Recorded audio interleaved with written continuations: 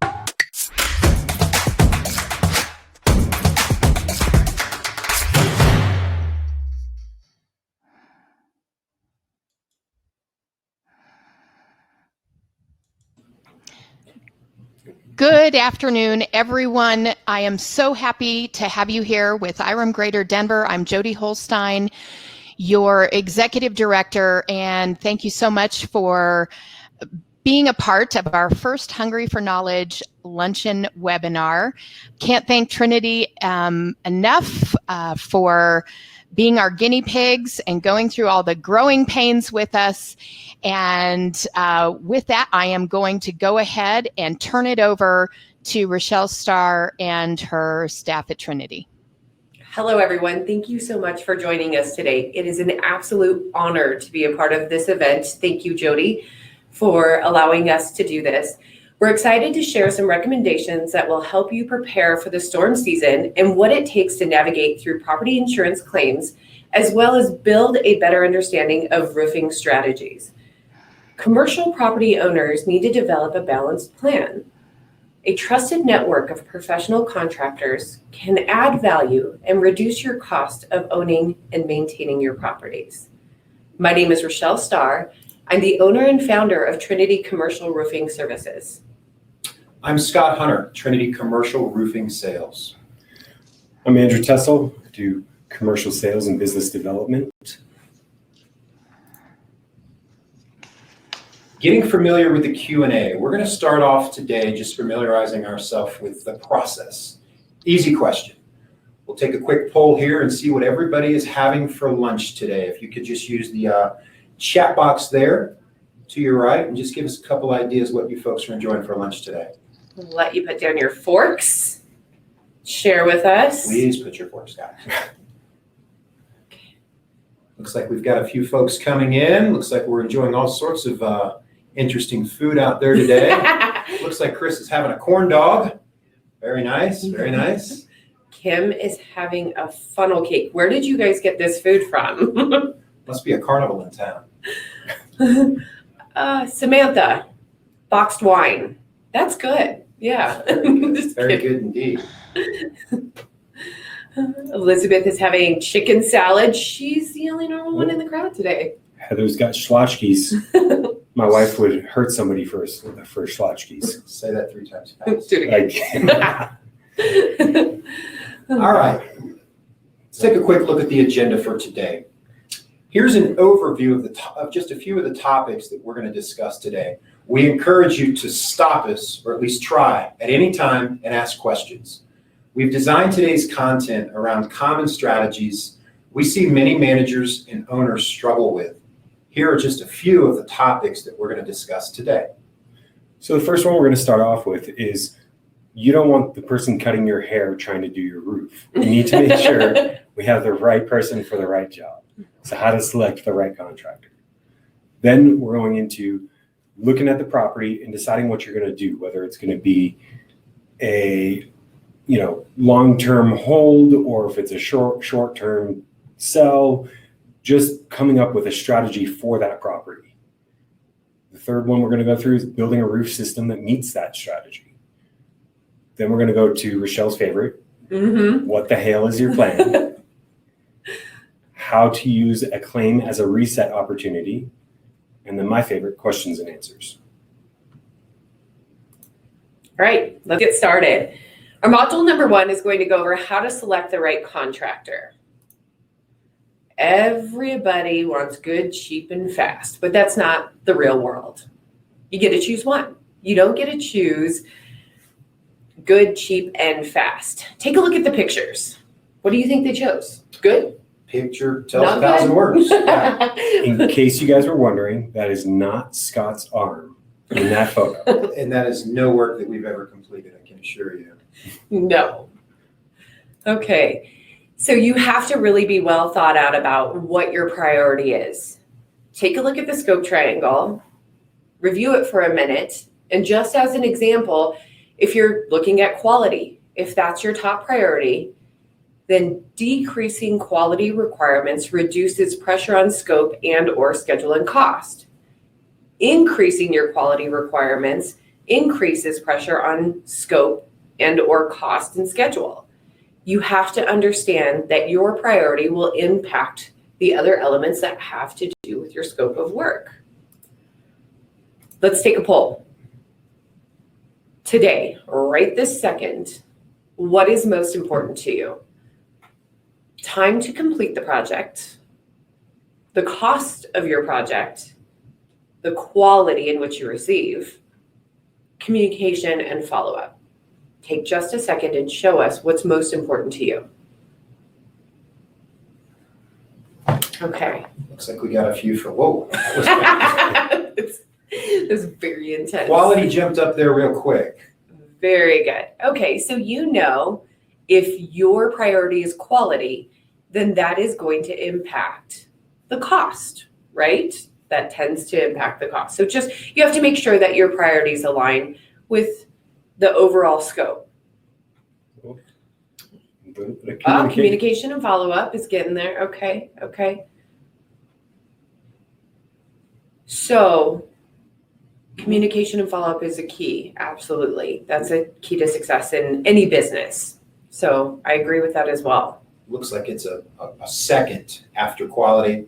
And then kind of rounding it out, it looks like time to complete and cost are about tied. So that gives us a pretty good indication of What your what folks are priority? thinking. Yeah, absolutely. Nice. Okay, We got one perfect. cost now. All right. All right. So now we're going to go into the key questions and strategies that we're going to share with you to selecting the right contractor. Do they know the local building codes and roofing practices? There are a ton of building codes in the state of Colorado. Just so you know, each municipality has their own set of building codes. Think about how many municipalities are within the state of Colorado. Quite a few. Quite a few. Now, as an example, Denver has 45 building codes. That's a lot of codes. It's one municipality. So, one municipality. So you take that 45, which is an average, and you times that by all of our municipalities, you're going to end up with a lot of building codes. So you want to make sure that you select a contractor that is very familiar with all the local building codes and adheres to them. Select a contractor that listens. It is key to have a discussion about your needs. You have to make sure that you're expressing what your needs are. And to Tessel's point earlier, each property has a different strategy. They need to know those strategies. And are they asking the right questions? And are they listening? You want to make sure that you have a plan in place and that you have a contractor that listens. Communication. That was on our poll. That is very, very important to the majority of you. We have found that a client portal is the best way to communicate. Ask your contractor, do they have a user-friendly platform where you can receive updates, everything is in writing, and you're all on the same page? Communication is key, again, to success and a good relationship with your contractor. You want to check their references. All right. You don't want a reference from Cousin Joe or Uncle Bob or Cousin Larry. Cousin Larry. You want to make sure that you receive references from even a local affiliation that they're a part of, from people that they're local references, projects that they've done locally that determines if they're a local company. And we'll teach you a little bit more about the references that you can ask for later on in this presentation. And then industry affiliations. Like I just said, that is a great place to get a reference. You want to trust and verify. Check the local agencies, check their Better Business Bureau rating, check the Secretary of State registration. Also, ask them for a copy of their insurance and call their insurance carrier. Are they insured? Or are they just storm chasers here for a moment and gone as soon as the work is done? You want to make sure that they are definitely a reliable company that's going to be around for a while and that have been around for quite some time.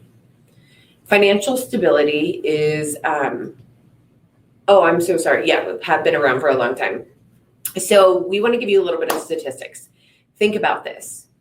The roofing industry has a failure rate of more than 50%. That's like more than half.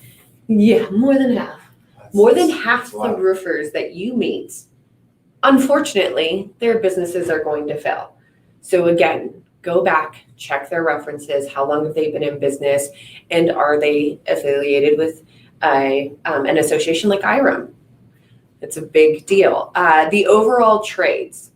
Contracting industry is much higher than that. So if you're looking at secondary trades, so windows, siding, plumbing, secondary trade, painting, secondary trades, that failure rate is 90%, is more than that. It's more than 50%. And 90% of contractors never make it over 3 million, the $3 million mark.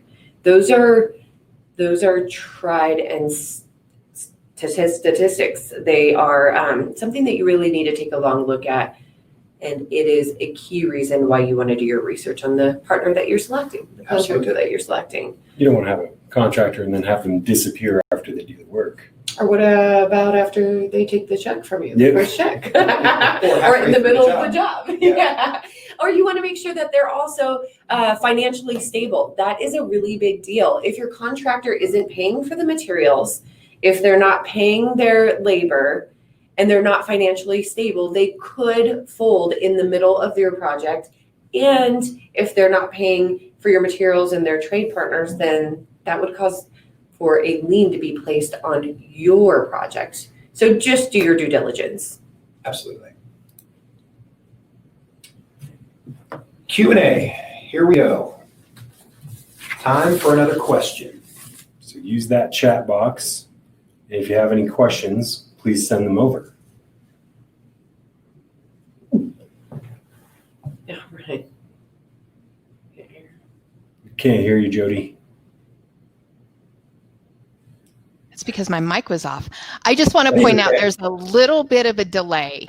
So sometimes it takes about 15 seconds for the people on the other end to hear what we're saying. So when you ask for Q&A, give them just a little time about it. And this is a good time also for the people who are attending to maybe share what are some of those things that you guys just talked about that they have maybe done really good at, or maybe things that they have in the past not been very good at and gotten stuck. Mm-hmm. Okay. Love it. See anything coming through there? I see one, and it says, my contractor asked to be paid in full up front. Is that normal? No. A That's, resounding no. That is not normal. I wouldn't encourage anybody to do that, even if it is a family member. Money should typically be spread throughout the progress of the job. If a contractor seems desperate to require a large down payment or full payment before the work even starts, I would strongly discourage that. It usually ends up being a recipe for a disaster. yeah, absolutely. That's a key indicator of their financial stability. Yeah. And then there is another question. So if there's a problem years after a roof is installed resulting in damage to the tenant's property and the building, is it the current insurance or insurance at the time of install that pays? So that would be the insurance at the time of installed, and I think that would reference the roofer's insurance. So you would need to take a look at, you have to go through layers of detection to figure out and determine that it was caused by the roof installation, and you want to make sure that it's either you need to determine whether it's a manufacturer defect, or whether it's workmanship. So if it is workmanship, if you have a good partner, they're going to come to the table and remedy that situation. That's, again, doing your due diligence with the company that you partner with.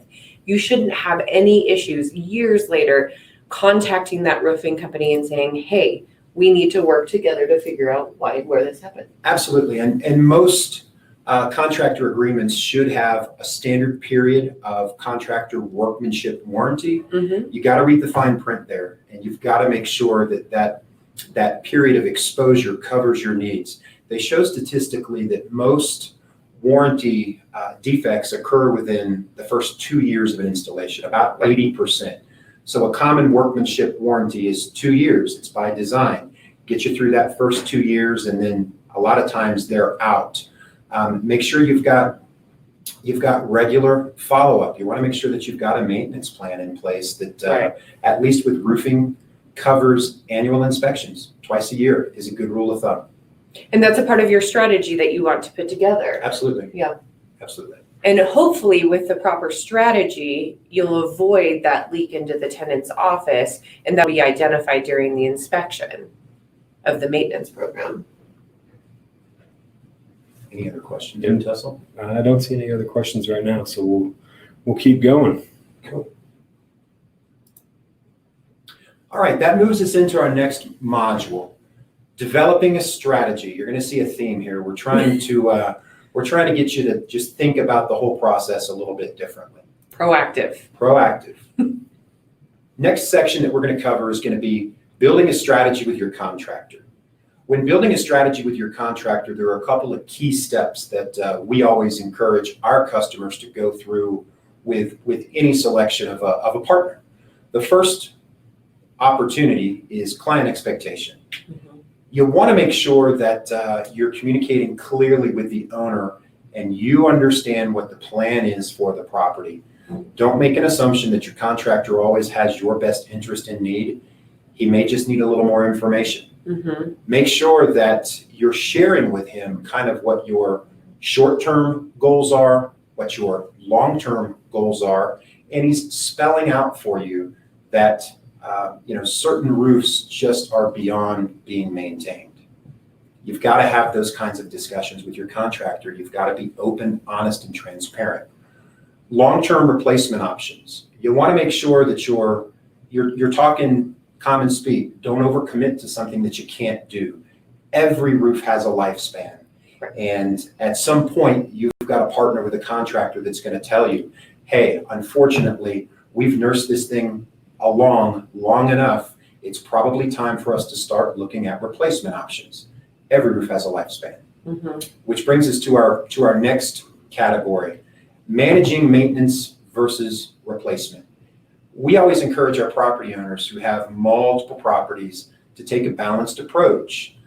Your contractor should understand that you can't replace every roof that you manage this calendar year. Why not? That's not in the budget. Yeah. Usually isn't in the budget. So you want to make sure that you're managing a balanced approach. Again, that your contractor is listening to your needs. Right. He's developing a comprehensive plan that allows replacement options to be budgeted for and maintenance items to be addressed as efficiently as possible. The next thing that really takes into consideration that you need to think about is age, condition, and location, as well as climate, all affect roof systems. Colorado is a very unique place geographically. We get a lot of changing conditions with weather, Right. and it's no big secret that what works here might not work in California or Texas or Florida. Make sure that you're factoring in the age of a roof, the existing condition of a roof, the location and climate when you're designing roof systems and addressing maintenance needs. It's a common discussion that should take place. What do they do if they don't know the age and condition of the roof? I would probably just guess. No, I wouldn't guess. I would probably have somebody come out and do a comprehensive report, do an evaluation of the existing roof system, have them come out, take pictures, document, test the roof system to really see what the lifespan looks like. And a lot of good reputable companies will do that for a variety of different properties. It's just a service. Good. Make sure you're taking advantage of it. Brings us into our next part of developing a roofing strategy, which is, remember, when you do develop a roof strategy, it does reduce the cost. Emergencies are expensive. It's no big secret. They can add to the bottom line and really affect any plan that you thought you had in place. Who would have thought an emergency would be expensive? They don't call it emergency for nothing. That's right. You want to make sure that your plan includes a budget for replacement as well as factoring in, real maintenance costs. Building that schedule obviously is, very determinant of what your long-term strategy is. Make sure that your strategy with your contractor does save you time, does save you money. And again, I can't stress the importance enough. Emergencies and repairs can become expensive. Be proactive. Make sure that you're filling the client's expectations and ask your contractor the right questions. That leads us into perfect. And I already got a question here. Nice. So is there a coding system that you have seen success with? If so, when and where should it be considered over replacement? That's a great question. It is a really good question. You want me to Yeah, field I it? do. Yeah. All right, so coding systems, obviously with changing Denver roofing guidelines, coding systems have become a very popular option for roof replacement. Again, I can't stress the importance of making sure that if you're applying a coating, you're applying a coating to a roof that can have its life extended. It's not a one-size-fits-all every application. Where we've seen coatings work really good are with metal roof systems. They can actually prolong the life quite a few years. On certain low-slope applications, if you've got an older BUR roof that maybe hasn't taken on a lot of water, you can use a nice coating to go over the top of it. But you've got to think about a roof system from the inside out. You don't want to put something over the top of a problematic roof, seal in all that moisture. It can lead to a whole host of other issues that you have that will just compound the cost of replacing that roof years down the road. So coatings are a good option. For building owners, something to remember about coatings. Coating is considered a maintenance item. So what that means for building owners is that you can actually deduct 100% of the cost from $1, year one. It's considered a maintenance item. Right. So it can go against your capital expenses as a building owner. It can be a nice way to prolong the roof the roof Lifespan. life cycle, and obviously write off some nice maintenance costs at the end of the year. Right. It's a great option in the right scenario. It certainly is. Absolutely. Any other questions? So Denver building codes. Yes, Denver building codes have changed. There is the Green Roof Initiative. When working with a contractor and partner, they will take a look at alternative options such as the coating system Sure. to extend the life of a roof system in Denver. It's a challenging code to meet, and it gets to be expensive if you don't have proper code and ordinance, which we'll teach you about later in the presentation.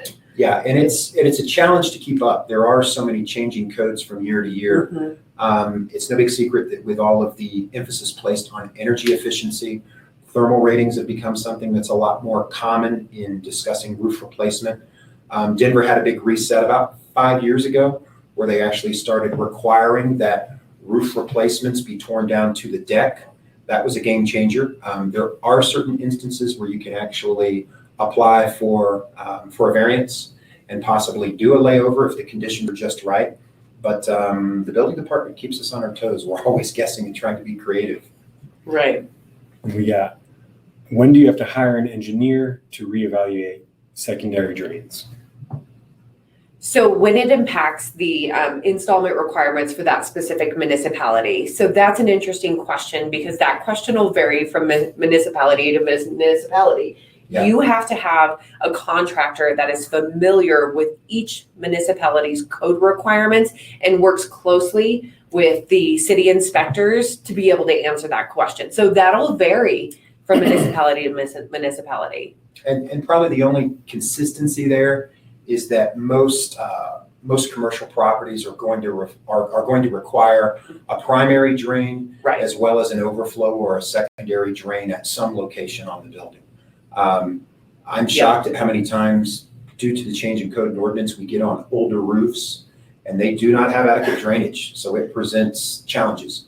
You've got to make sure that you have an engineer. You've got to make sure that you have the signed stamped seal of approval by the city of Denver. Mhm. And you've got to make sure that you're designing that roof for today's building codes, not 1945. And sometimes you don't have to get the engineer involved as long as your contractor is knowledgeable enough and is partnered well enough with the local city inspectors. And Sure. are able to come up with a plan from on the path that they pave. Yeah. Absolutely. Going into module 3, building a roof system that meets your strategy, right? Going back into it and looking at that strategy that you're going to come up with, we need to make sure that we have something that makes sense. So we're going to start with taking a poll. And we already gave you a little bit of a hint. A little bit of a hint. Little bit. How many roofing code requirements exist? 0 to 25, 26 to 50, 50 to 75, 75 to 100, or more than 100. Somebody's already pushing the button pretty quick. Got some quick response times there.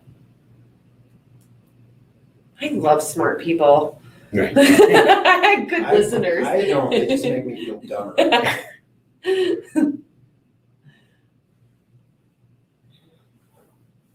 Perfect.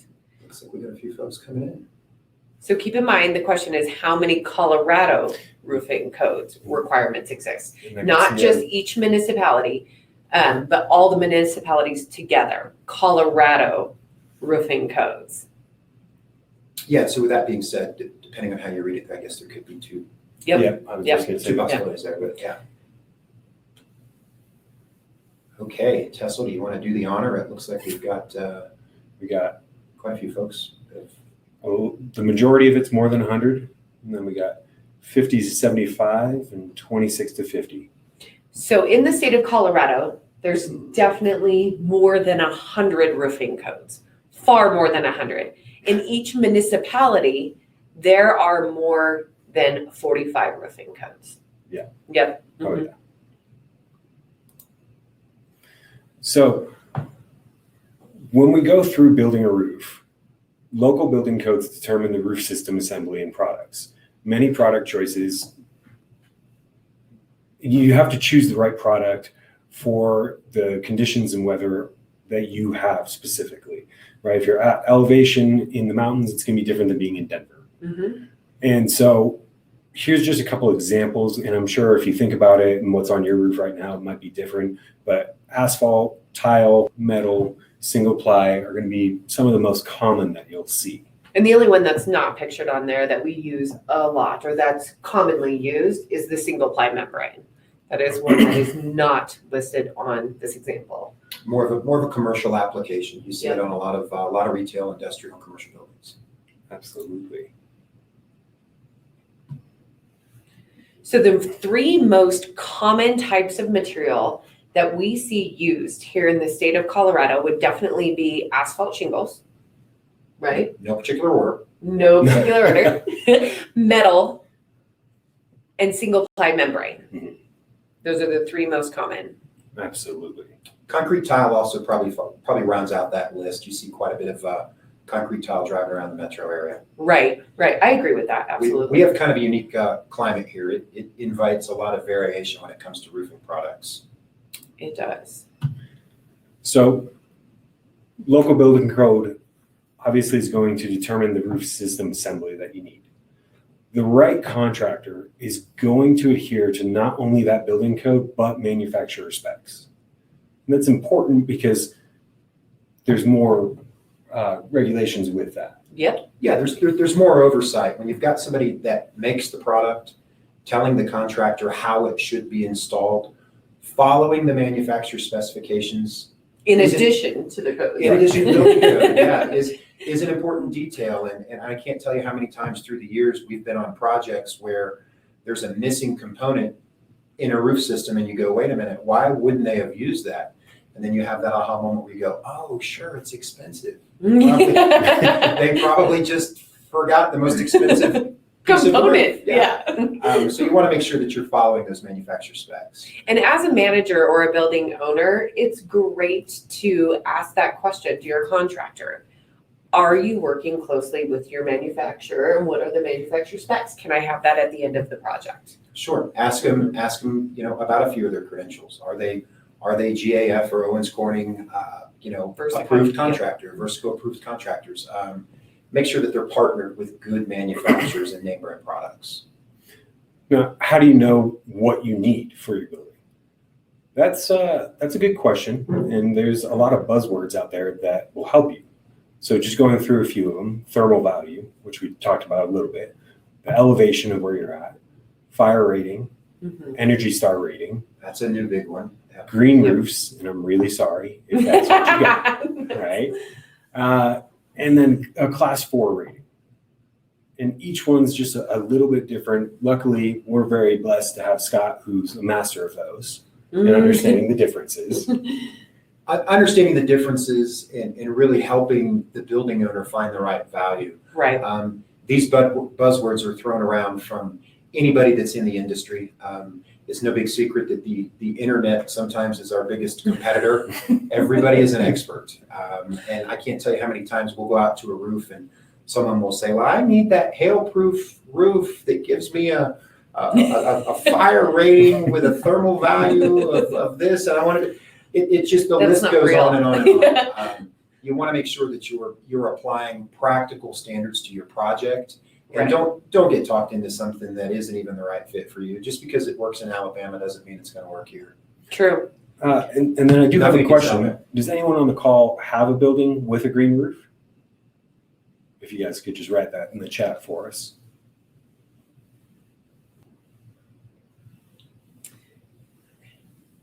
Cool. Yep. Okay. So Colorado's climate is unique. We know this, right? The weather's going to change depending on what hour of the day it is. So you could go out on Wednesday in shorts, and then on Thursday you need a parka, and it's going to be drastic. And so with that, the material that's put down on your building is going to be, it needs to be specific, because you'll have freeze and thaw that occurs. You'll have a number of different things, including being closer to the sun. We have to withstand our bipolar weather. We do. We do. And like Tessel said, Colorado is a very unique community. With our exposure and elevation, it makes products act and react differently. We've got over 200 calendar days per year where you have actually a 40-degree temperature span. We see products that have been tested in labs all over this country come to Colorado and fail miserably. Right. Make sure that you're using products and materials that are tested and that are geographically correct for Colorado. And I know we're talking about the products right now, but that also swings us back to your contractor of choice. Sure. You want to make sure that they're familiar with our climate, that they haven't been roofing for the past 2 years in Arizona, coming here new and green to our climate. The application is not the same. Indeed. Going through questions and answers, if you guys could. Oh, nice. How do you properly calculate how much ordinance and law coverage you need to account for code changes? Very nice. So code and ordinance is a part of your insurance policy. We're going to get into that just a little bit later. That is an amazing question. So that is something that you want to sit with your broker and discuss with them what the cost of that's going to be. So everybody's policy is different. From past experience, our customers pay a flat rate, and it is well worth every single penny that is paid because code and ordinance changes every 2 years. Commonly, it's Typically basically about every every 2 years. Yeah. And it increases the cost because they increase the requirements of what's installed on your roof. If you do not have code and ordinance, the policy will only cover basics and not the code and not the upgrade or the upgraded required by the city. It's like, kind, and condition. Right. That's the insurance speak that they're going to use. They're not going to pay for an upgrade, even if it is the local building code. Exactly, unless you have code and ordinance. Unless you have code and ordinance. So it can get expensive. Those are good questions to ask when you're in the policy phase of figuring out what you need. We got a private message. Okay. What climate issue creates the biggest issues for roofs? So I would definitely say the drastic climate change is what impacts the most. Would you guys agree? Yeah. Yeah. And I mean, we have a weather event here in Colorado that's rather unique versus the rest of the country, and hail. I mean, hail Right. can be a game ender for a lot of really well-built roof systems that maybe aren't at the end of their lifespan. But again, you factor in all of the things that we talked about previously that make Colorado climate very, very unique. UV exposure, elevation, freeze thaw. But the hail is Yeah. the most damaging. Hail is the most- the immediate. Hail is Damage. probably the one that receives the most attention here in Colorado. Absolutely. Right. Anything else there, Tessel? I don't see anything Okay. right now. So we have now reached the part of the presentation where all of the qualifying questions and hard work will finally pay off. Your selected contractor and partner gets to go to work for you. Oh, we got one more. One more last minute question. Yep. Is there anything you should consider when allowing cell tower equipment on the roof? Everything. You're going to get great reception. Yeah. I don't know. I haven't read enough of the data that's out there to really figure out if those emitted low frequencies cause any sort of health risk long term. We do get asked somewhat periodically if cell coverage will be affected under a metal roof. I don't know. I mean, I'm in and out of metal roofs every day, talking on my cell phone, and I don't know how well it affects me. But the cell towers are something that I guess maybe we should do a little more research Well, on. we do have a couple customers that have cell towers or have had cell towers installed on their roof systems. After we've installed the roof, there is a load capacity that you need to take into consideration. Sure. That's where an engineer comes into play. That is something that you want to talk to both your roofer and your engineer about. The secondary is after the cell tower is installed, you want to make sure that the integrity of the roof system has not been compromised. You've got a lot of action going on there. You've got the installation process. You've got a lot of people up there screwing down and installing Extra them. Yeah. holes in roofs are never good. It's not Yeah, good. and- So you want to work hand in hand with your roofing contractor before, during, and after that process. Absolutely. Yeah. Absolutely. We have two more questions. One other one. Someone wants to know, is hail or temperature change the biggest drastic Yes. Yeah. damager? It's going to be the temperature change. The hail. Well, No, hail's the event. The the event. temperature Mhm. change is going to be the swing, the drastic. And oftentimes that's what we look for. We're sort of weather buffs here, so we're constantly tracking storms and looking at hail events, and temperature is usually the one factor Mhm. that can really incubate and exacerbate the effects of a storm. Yep.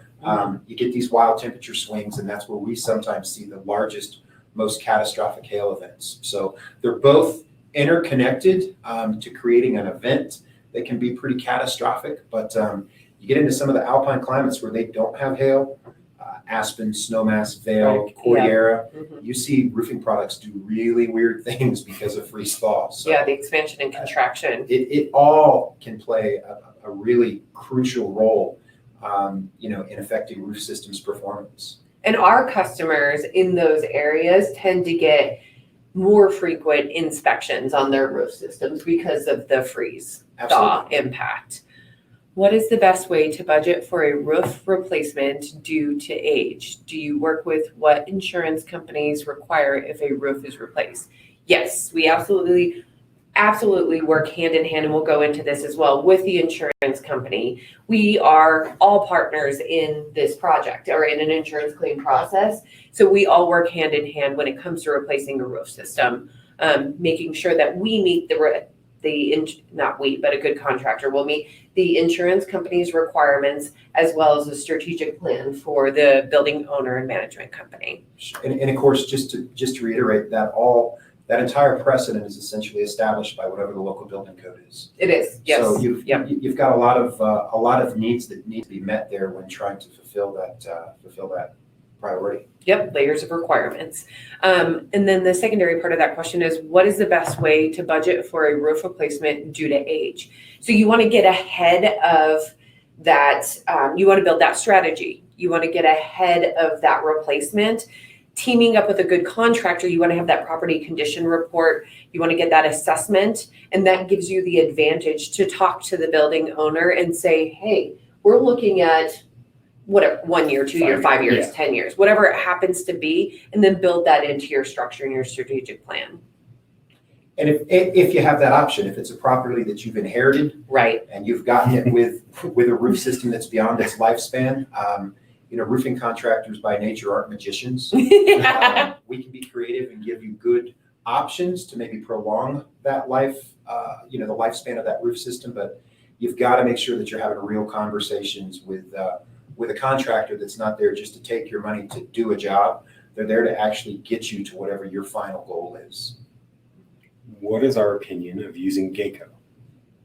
Geico's actually, we've had positive results with Geico coating system. It's a good product. It's actually a great product. You want to make sure that you're teamed up with a contractor that knows how to install it. You can have the best product in the entire world. If it's not installed properly, that's where the failure comes into place. But it's got to be the right application. Right. Again, where we see problems with coatings is when somebody tries to cover up a roof system that's beyond its lifespan. Or a roof system that has moisture in it. That will absolutely destroy that roof system, and it could cause interior damage depending on what the decking is. Oh yeah. It can cause some big problems. So you want to make sure that you're working with a roofing contractor that inspects the moisture within the roof system, and they need to be able to show you that. They've taken a core cut, they've inspected the moisture, they have the moisture value in there, and then you can take a look at what coating systems will best suit your needs. Absolutely. It's a great product for the right application. It really is. Yeah. We love the questions. Keep them coming. And I'm also sorry that I don't know any magic tricks to show you guys after he just said that. All right, you guys, this is my favorite. What the hell is your plan? You've been waiting for this one. I just like to say it. You've been practicing it all week. It's wearing us out. Oh, what the hell is your plan? Just the last time, okay? Is your contractor an expert with the insurance claims process? There are many different contractors that are out there, but you want to make sure that if you're working through an insurance claim, that they are an expert in the insurance claims process. There's many different steps in an insurance claim. You have to meet with the adjuster. You have to identify the damage. You have to be able to, they have to be able to advocate and execute all the workmanship in the scope. That is a lot of responsibility on an entity. So you have to make sure that they are the ones that they are a company that has all of those levels of expertise in all of those areas. It's not just meeting with the insurance and then you go straight into the workmanship. There's different steps that have to be taken in order to get the claim negotiated properly and to advocate. Especially when you get into what is considered in the industry the large loss category, yes, where you're dealing with multiple properties, multiple structures. The settlement timeline can take many months. We've been in negotiations that have lasted a year or more. Yep. You've got to make sure that you've got a partner that understands how to document all of the necessary things that need to be done and can get you to the finish line and then have the experience to finish the work. Absolutely. Couldn't agree more. You want to make sure that in Colorado's climate, you have a proven partner that can respond quickly. A key to success in all relationships is responding and communicating efficiently and effectively. What do you mean? This having the right partner that communicates properly and responds will make you as the building owner or the building manager a rock star. It makes things move efficiently and effectively. I just almost fell off my chair. Just so you know. You want to make sure. Say that to Lee. Just kidding. Trusted methods. You want to make sure that your contractor is using trusted methods. There is a platform called Xactimate. This is the insurance carrier's language that they speak. I can't stress the importance of having experienced personnel that speaks the carrier's language. This will make your claim process work much smoother. It doesn't help if your contractor is speaking a language that, or does not know how to speak a language that your carrier is speaking. I can speak French. Does that work? It's called Xactimate. Okay. Get it together. It might help though. Let's try it. And the technology aspect of it. Technology, again, increases your efficiency and limits. A good contractor will use, it limits your liabilities. Technology is vast and beautiful these days. And you want to make sure that you're working with a contractor that is putting it to good use. There are things such as hail reports that can be pulled and processed and shown to your carrier. It's a third party that can prove, yeah, this is exactly what happened. It's not me saying it. It's actually a third party's information that's being used. And also aerial and drone inspections are the thing of the future, the thing of current, and the thing we have had many aerial and drone reports that we've had to submit, and contractors are going to be asked to do this on a consistent basis, especially because of the COVID deal. People don't want to mix and mingle with other people. If your contractor has the ability to create an inspection report that meets the carrier's requirements, they can submit that and begin the process of with that. negotiating. Yep, exactly. And you hit on something earlier, the technology, if correctly used, right. It's just another tool. It's great support. It allows you to document and verify. It does almost serve as a subjective third party It does. Piece of information that if it's correctly packaged and presented, you can just say, hey, here's what we found. Take a look at it. If you have any questions, let's discuss it. Perfectly said. Yep. Does your contractor communicate with the carrier fairly and constructively? This is extremely important. In a hail climate, there are some contractors that are known as insurance agitators. Yeah. It's not. Yeah. That will definitely impact your relationship with your carrier. You don't want an insurance agitator. You want a contractor that has the ability to represent you in a professional manner while advocating what's in the best interest of the property. So it's a balance that the contractor needs to play. And you want to make sure that the contractor you select has that ability to maintain a professional relationship while advocating for you. Yeah, there's a very fine line there. It doesn't all have to be sunshine and hugs. There's a time to be firm, but if you have a contractor that you're partnered with that understands all of those additional key points and is using some of the tools and technology, it just makes for a better experience for the client. Absolutely. I mean, at the end of the day, it's all got to be to the benefit of the policyholder. Absolutely. The claim process requires a shift in thinking.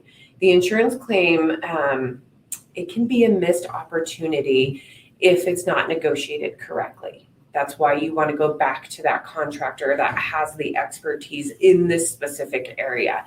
Make sure your contractor gets it right. Make sure that they're advocating for you properly. Can you say that again? Get it right. Negotiate fairly for the client to build great roofs and complete the needed exterior work. Keep in mind your contractor needs to be well-rounded enough to identify the damage not only on the roof, but on the full exterior of the building envelope. That's another great question to ask them. Absolutely. And just to reiterate, that's why you really have to focus on your selection of your contractor. You know, a neighbor recommendation or somebody who's trying to trade with you,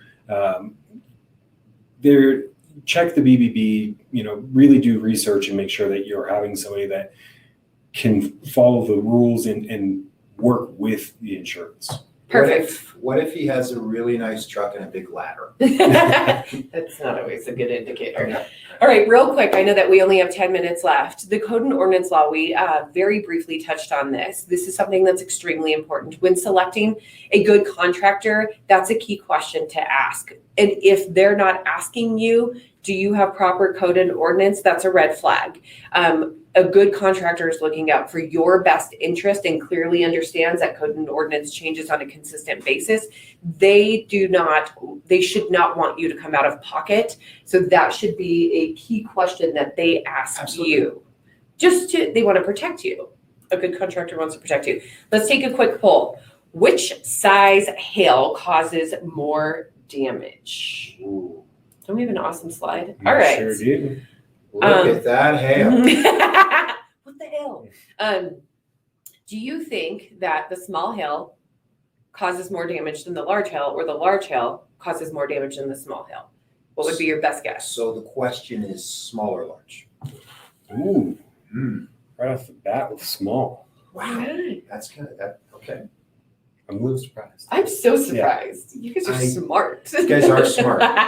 Let's Do we need to wait for any more votes, or do you want to take this? go for it. All right, I'll go for it. So I would agree. I think that the small hail, what we would consider sort of smaller hail events in Colorado, we have them so frequently. They do have a tendency to basically just beat a roof into submission. Yep.